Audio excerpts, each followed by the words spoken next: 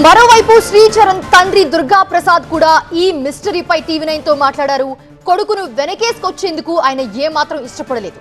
శ్రీచరణ్ లో ఒక మూర్ఖుడు కూడా ఉన్నాడని అన్నారు. ఆయన ట్రాకర్ విషయంలోనూ పదే పదే గొడవలు జరిగాయన్నారు.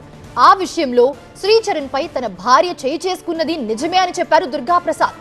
శ్రీచరణ్ చంపాడో లేదో తెలీదు, నిజానిజాలు కోర్టులే తేల్చాలన్నారు దుర్గా ప్రసాద్.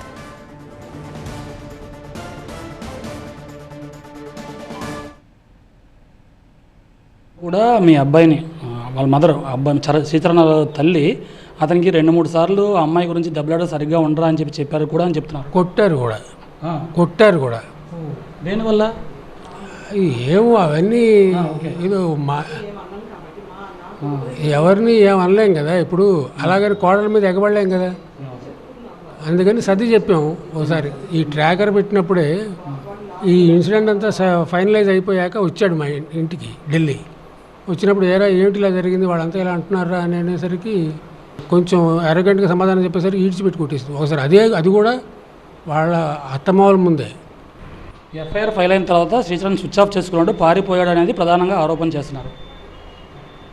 మేము ఢిల్లీ వెళ్ళమని చెప్పాము వాడికి. ఢిల్లీ అర్జెంటుగా వెళ్ళిపోను, అటు నుంచి డెహ్రాడూన్ వెళ్ళు, అసలు పరిస్థితి ఏమిటో జడ్జి చేసుకుని అక్కడ ఏ ప్రకారం యాక్ట్ చేస్తే ఆ ప్రకారం చేయని చెప్పాను. పోలీసులు చెప్పిన విచారణకి అటెండ్ కామని చెప్పారా సార్? చెప్పాను. ముందు వాళ్ళకి వెళ్ళు, కనపడు, ఇది పరిస్థితి అని చెప్పు.